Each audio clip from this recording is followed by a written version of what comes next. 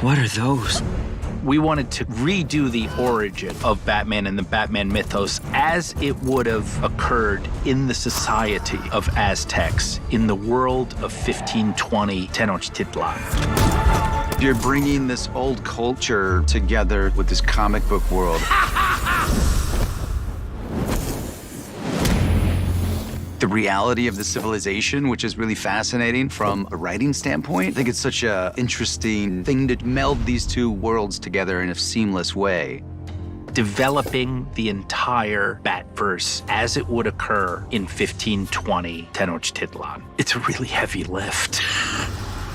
Juan Mazaleon is the very talented director. He helped me tremendously working together in the room day by day. There's no substitute for it. Obviously, I'm familiar with the Batman origin, but I was very unfamiliar with the Aztec civilization. I am Moctezuma. We got ourselves an expert from the University of Mexico, and he was very, very helpful. And old. One of the interesting things that I learned was Aztecs didn't fight at night. So Cortez and the Spaniards had this huge advantage. We just figured that our Batman in this land would then go to someone that would help him fight at night, which is the Aztec bat god Sinican. And so that was a god that did most of his work and play at night. And that he looked scary and had such a great, cool design was just a cherry on top. I've been to Chichen Itza, I've been to Mexico and seen pyramids and understand the rich history of culture and mathematics, astronomy, which they touch in the film, which is really fascinating. The colors of the Aztec world, they're bright and they're vibrant and they're really cool. The city itself is an architectural wonder, so far ahead of its time, so defensible. They made it inside of a lake. They flooded the thing, and there's these long causeways, so they could see you coming from far away, an assaulting army, and pull up bridges, and then shoot you full of arrows. The combination of these bright and vibrant colors and the Aztec setting and this Batman-esque story together is something that amazes me. Perhaps then you need reminding that there's still a mission to complete.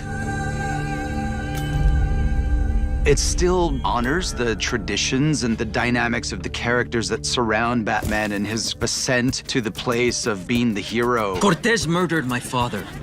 He spoke of my right to seek revenge. Cortez is the antagonist, and we wanted him to be a badass.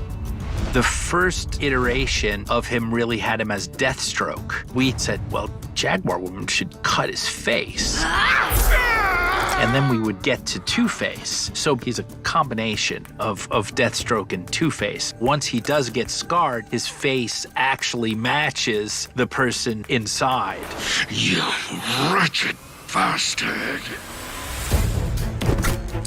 We just weren't gonna make a Catwoman. So Aztec civilization, what do they worship? The Jaguar.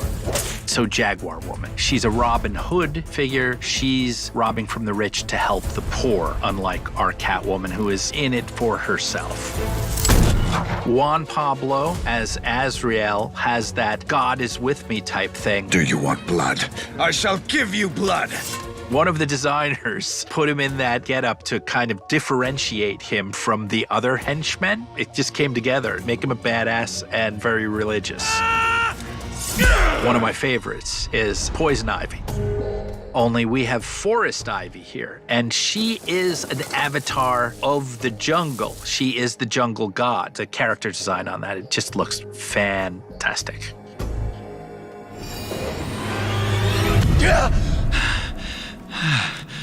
Was it a vision? We wanted Alfred to be the exact opposite of the stuffy British, very capable manservant. He's a little pudgy, but he's also a badass. Serves the same purpose, a helper to Batman, someone who picks him up when he's down.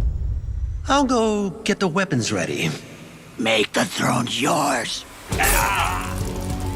We wanted you to see the psychological break that made this person the Joker, which isn't really done a lot. We just know that this person, he had a bad day or he fell into a vat of acid. In ours, it is very much the origin of this Aztec version of the Joker. That's one of the strongest parts of this movie. Fire! Uali. We settled on a name that meant night or dark.